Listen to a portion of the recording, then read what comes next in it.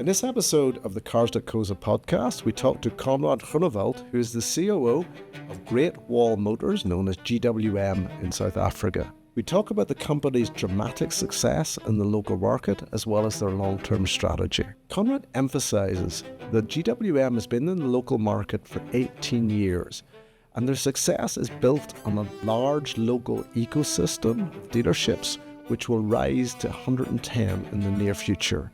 He talks to a significant investment in parts availability and after-sales service, because that is probably the hottest topic when consumers consider Chinese brands locally. He aims to be a top 5 player in South Africa through introductions of models like the Tank, as well as other diesels and plug-in hybrids. Finally, he addresses a very hot topic in the industry, which is GWM and whether or whether it won't do local manufacturing. Stay tuned. Welcome to the Cars.co.za podcast. We are here at NUMSA's Auto Week in Port Elizabeth this week, and I am very honoured to have Conrad Groenewald, who is the COO of Great Wall Motors, or GWM, or Haval, or there's a number of... Or Tank, or Aura, or PCS. We've got most of them covered. So, one thing that you mentioned just before, you've been in South Africa 18 years. Where are you most of those? Because it's really only the past 5 years that we can think of. No. Yeah, we've been working hard at that to get on the radar screen. So I think that's the secret that most people don't realize in the automotive industry. It's you don't become a success overnight. It's a long-term strategy you've got to play. And I mean, you only sell one car.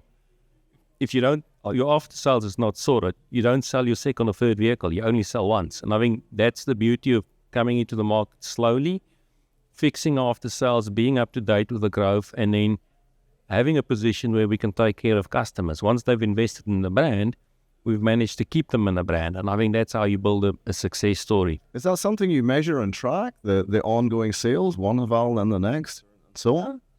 We do. So we grow in the car park, and if the plan plays out, we'll have 200,000 vehicles in the car park in South Africa. So I think for the first time, we've got economies of scale in the after-sales divisions.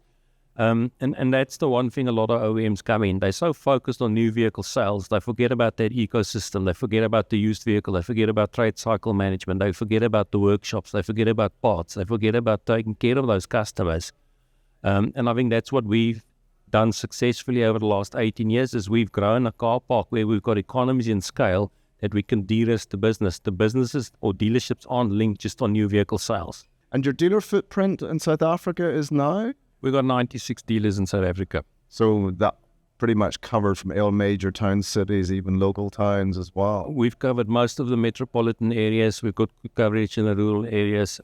We do plan on expanding our network next year. So we want to take it up to 110 dealers by next year. So we find that we've got economies of scale, that the ecosystem's working, the workshops are profitable, they're working, the hours clocked, the parts sales, accessory development. We've significantly invested in accessory development. We want to take that a step further and look at local component development for service parts, so we can just that whole business from a dealer point of view works. We've just gone through bidding with oil companies. We've signed up Fuchs as a partner for the next 3 years on oil lubrications with the networks. And it's these type of partnerships that you've got. I think we saw in the news recently we've signed up with Westbank. So we're looking for stakeholders in South Africa. We're looking at partnership opportunities and getting stakeholders in South Africa that we can build a whole value chain for customers that buys into the GWM Haval brand. So you've built that ecosystem out in order to make sure that the customer is covered, both from a parts perspective, because I think that's one of the reticence from the consumers is buying, A, is the brand going to be around? You've definitely proved that. But B, am I going to get the post-sale service that I should expect? I think that's the biggest thing. I think every new brand coming in is always what's your resale value? And it's quite often something the established brands use against the Chinese. Your resale value shot. I mean, coming from an established brand, a lot of those resale values also don't hold. So that's an industry challenge that we've all got on resale value of products and brands. And you've got to really be strategic in how you cater for your resale values. And you've got to be clever in the way that you use your variable marketing on trade cycle management. So the optical illusion is that the resale value is not that bad on the car. There's a number of strings that OEMs can pull to protect the resale value. But I think then the other reason is, will they stay? I think after 8 years, we've proven Yes, we're going to stay. And then the second option is, do you have parts availability? I think we've moved into a warehouse 18 months ago that was double the size of the warehouse we had before. Our lease expires on that warehouse end of next year. We plan on moving it to a warehouse that's, again, double the size of what we've got now. So we're investing in parts. We're changing the parts management system. We're talking to stakeholders in the after-sales business to just ring-fence the parts business, that we top-notch, that our aim is for a customer, if something happens to a product where it fails, that they're not without their product for more than 4 days. They can get their car back within 4 days. But the aim is also for a customer that buys into Haval or GWM, that they never without a Haval or GWM. So we've got a very aggressive service loan or loan vehicle program as well. There's a lot of elements, and I think we're trying to take the risk away from what's perceived to be a challenger brand or a new brand in the market. And I think we've managed to address a lot of these aspects, and I think we've managed to convince a lot of customers in that process that we're okay, we're in it for the long run. A lot of what NAMSA does is talked about local production and local assembly. Is that one of your aspirations as well? That was originally why GWM reached out to me and asked me to join them. If you're in the market, you gotta tap into the APDP policies. You can't see yourself as a top 10 player in South Africa and not look at the automotive policies and not look at investment in South Africa, not look at manufacturing opportunities. So we are busy with market feasibility studies. I think a representative from us last year made that commitment. We're busy with that. Unfortunately, a year passed since that commitment was made. We're still looking at it. It's slow. It's not an easy solution to find because there's a big investment. APDP in its current format, the barrier to entry is quite high. Your local content's got to be at 40% of origin. Your volume demand's got to be at 50,000 units. The domestic market has not grown over the last couple of years to a point where we can justify to the investors that there's a safety net in the domestic market. We can get to 20, 30,000 vehicles domestically on a specific platform, and then we've got to find a small margin of exports and grow that. So we've got to just find a way that the barrier of entry for new investors coming to South Africa is lowered, so more manufacturers can invest and have a willingness to invest in South Africa and build up. Because the established investors or OEMs in South Africa haven't done so on APDP2. Their facilities investments in South Africa happened prior to APDP2. So it was written in a way it allowed them to come in. It allowed them over decades to build and invest in South Africa. Maybe we need to go back to the pre-APDP policies to look at opportunities to allow lower level of investment and allow job creation and allow skills development and people to come into South Africa. A couple of questions come to mind from your response there. One is the continent. Does GWM see South Africa as a stepping stone into the continent? We're looking at the continent. And I think as we previously mentioned in my prior engagement, there's a new platform or product we code it EC15. South Africa is competing for the bid to produce that vehicle in South Africa, but we're bidding against North Africa and we're bidding against South of Europe. And I think that's the one thing that customers don't realize is we're competing on a global scale. There is no local automotive brand. We just don't have it. All of the automotive brands are international brands in South Africa from different sources. So some are sourced from India, some are sourced from China, some are sourced from Europe. I think there's one American brand left in South Africa. This business model and the products that we sell and the nature of the beast, we're competing on a global scale. And South Africa and the stakeholders in South Africa, government stakeholders need to realize that we need to find a way between private, local government investment that we can compete on a global scale. We unfortunately have a disadvantage being at the tip of Africa. So our transport cost, getting components down, assembling vehicles and shipping them up to the northern export markets is a challenge. So we've got to find a way that we can compete with other manufacturing markets. So even though our geography might be slightly against us, find other ways of getting advantages. We have to. And also, so growth locally, you're well into the top 10 now in terms of local, which is congratulations for that. But where do you see yourselves in 5 years' time? I think we aim to be in the top 5. There's a few products in the cycle plan we were hoping to bring to market by next year. I was informed a couple of weeks ago that 2 of those products are delayed to 2027. It happens. Now we're fighting for the pricing to get the right pricing into South Africa.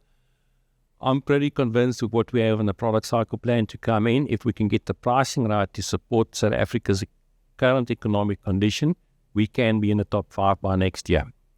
If we don't get the pricing the way that we require as a stakeholder in South Africa, it might be a bit of a challenge, but I think at least it could keep us in the number 6 spot. And now let's talk about some of those new products. So the tank has been around for about a year. Just over a year, Feb last year, we've launched tank. But it's a great product, and you've now a diesel version available? That was a game changer. And we always said to our superiors overseas, South Africa is a diesel market, we need a diesel. I think the beauty of being in GWM is we've got overseas investors that still listen. So if the market's saying we need a diesel, they're still open for that conversation to build a diesel. So that vehicle, we oversold at the moment. We asked them for 200 vehicles a month. They said, no, you're over-optimistic, you won't sell it. And we've proven that we're getting there. So we're now fighting for more production. Unfortunately, that 9-speed automatic transmission in that tank diesel is globally constrained. We oversold on that specific gearbox. So we get in the short end of the stick, but I think we can do better. So we're fighting to get more production and more products in, but it's been definitely a game changer for us. And in Bucky's, the P-Series is doing well, but you've got really strong local competition in that sector. We do, but that's why we kind of look for the niche opportunity. So I think we were the only double cab in South Africa with a sunroof. Some of the other competitive brands have caught up to that. There's still a few features in our Bucky's that's quite unique. So, I mean, for R500,000 double cab, there's a lot of bang for your buck in the vehicles. P300 with a new 2.4 diesel in is also picking up significantly. So I think we kind of try to get into the top 5 Bucky sales in South Africa. We've had a bit of a staggered launch on the P300. So we've launched with LT, followed by LS, and we just recently put the SX into the market. So we haven't had the full suite of the P300 lineup. If we can get that by October, November, we'll start seeing a significant, hopefully, I'm touch wood, significant uptake in our volume on P-Series. And PHEVs, are we going to go hybrid, or are we stuck to our diesels as South Africans? I think if you look at the total volume sales in South Africa, hybrids or new energy vehicles make up 3%. So the take-up's very slow. The GT PHEV that we just launched 2 months ago, phenomenal traction on that vehicle. So you almost have a 1-to-1 sale of the PHEV GT versus the ICE version of the GT. So for 800,000 Rand, I think it's well priced, and it's got a value proposition in the market I think the market's buying into. We do find that the market's moving away from self-charging hybrids to plug-in hybrids faster than what we've expected. So we accelerated our opportunity to bring more plug-in hybrid vehicles into South Africa. So hopefully by early next year, we'll start seeing more plug-in hybrid vehicles coming from Haval. And if we go to the extreme, the EV, you did launch the Aura. We did, yes, and that's correct. And we were the cheapest EV vehicle at the point in time. But competition's fierce. Global policies are driving EV investments, specifically from China. BYD came in. They've taken a spot as the most affordable EV brand in South Africa at the moment. So we have not quite seen the traction on the Aura that we wanted to, but we have a plan. We have a plan next year on the Aura brand to relaunch Aura and be more aggressive in that space. But are South Africans EV buyers in general? Because whenever you look at us versus the Europeans, for example, we are way behind. We're definitely way behind, and I think the value proposition for EV is not quite there for South Africans. I think if you look at China, for example, the emission requirement in China is quite strict. So depending on the license plate in Beijing, you're limited on certain days where you can drive on the highways. With a new energy vehicle, you get a green license plate, so effectively you have license to drive on the highways whenever you want. The emission policies in place in a market like China is driving accelerated development in new energy vehicles. We don't have that. South Africa's still on Euro emissions too. Europe's already moving on to Euro 5, 6, 7, 8. So our emission control is not helping to accelerate new energy vehicle sales in South Africa. That's one element. The second element, the cost of new energy vehicles are quite high. So customers at the end of the day say, right, the purchase price or capital value on an electric vehicle doesn't justify the saving in electricity. Plus, we pay a premium on electricity in South Africa. It's not cheap. So unless we find ways of making it more accessible or the cost of ownership more accessible for South Africans, you won't see significant uptake in it. And there's different ways. So Mauritius is moving to a green island, for example. The Mauritian government said, all right, we want to ban ICE vehicles. But to help the acceleration, they've invested in electricity. So they've got a surplus of electricity. So if you buy an EV vehicle, they assist you with a separate charging system in your house. The electricity you pay to charge your vehicle is half the price of the electricity you pay to run your household. So they're incentivizing customers to switch over to electricity vehicles. So we've got to find a way in South Africa, I think, where we have a surplus of electricity like we had in the past. And we can find that surplus of electricity. If we can transfer it and sell it into the automotive space, you'll see a faster adoption of electric vehicles. Plus then the regulatory framework, tax breaks and so on, Europe has, which accelerates those. Yes. You think it's a risk for the country, the fact that we are so far behind? It's a massive risk. I think the reality is the world's moving on. If South Africa sees itself as a manufacturing hub and we're serious about vehicle production and export to the rest of the world, we've got to write and develop our policies to be in line with the global markets. And we've got to be at the same level where we can compete and we can adapt to what the European markets want, Asian markets want, and the US market want. Plus, I'm not going to mention the US trade battle that's going on at the moment, but we've got to level our playing fields to be competitive on a global scale. You are the aristocracy on Chinese brands in South Africa, but there's an awful lot of pretenders to the throne coming in at the moment. You look at Instagram, there's a new one launching every week. How do you see yourself differentiating from that? That's been a topic of a lot of boardroom discussion, I think, in the last 12 months to 18 months, because we saw this coming. And I think the reality is we can't stop it. I feel sorry for the consumers out there that's got to buy a new car. I mean, we've got over 50 brands in South Africa. So where do you start? What do you buy? It's making it difficult. I think we've got to find a way. We're working on a way to differentiate ourselves from the other Chinese brands. Our key focus is investing in after sales. That's the point. We can't compete with every Chinese brand coming in. They're coming in very aggressively. We're a listed organization, so we're listed on the Shanghai Stock Exchange, we're listed on the Hong Kong Stock Exchange. We've got shareholders we report to. We don't have government funding to come in aggressively in the market. We've got to find a way that our business is sustainable, our shareholders are getting a return on the investment, our dealers are profitable, and that opportunity is, I think, through what we've already established over the last 18 years, is a complete ecosystem and after-sales parts delivery that makes it a no-risk purchase for the consumers. I suppose that is true. Like if you look at the most established brands in this country, the Toyotas and all the rest, we all know where the nearest Toyota dealership is. And you guys are probably getting to the same space with that dealer.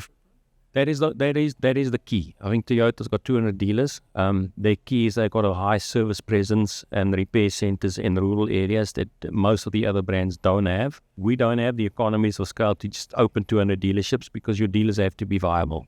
But it's something we're building to. So I think a lot of the brands, and I've all got to be honest, I think we're all looking at Toyota as the example of how you should be doing things in South Africa, and a lot of us are replicating some of those elements in their strategy and working towards those elements to get a larger footprint in South Africa. But Toyota's reputation for reliability is also because they've been around for that length of time, but you guys are getting there as well in terms of that. Yes, we do. I think one is a perception of reliability, but there's also an element of real reliability in the market. But I think the key is, and I think what makes them good is that if something goes wrong with a customer, they get the customer back in their vehicle relatively quickly. And I think that's the one thing we've got to find a way. There's 8,000 components on a car. It's impossible for a car not to break or not to pick up a bug. Something's got to happen. I think your ability to address that concern, fix it, get the customer back on the road, back in their product as fast as you can, that's the key to success, my view. Well, we wish you the very best of luck. The year's certainly going to be an eventful year for you guys, for the whole industry. But look, thank you very much for your time. Thank you for coming to the podcast. Thank you. Thank you for the opportunity. Cheers.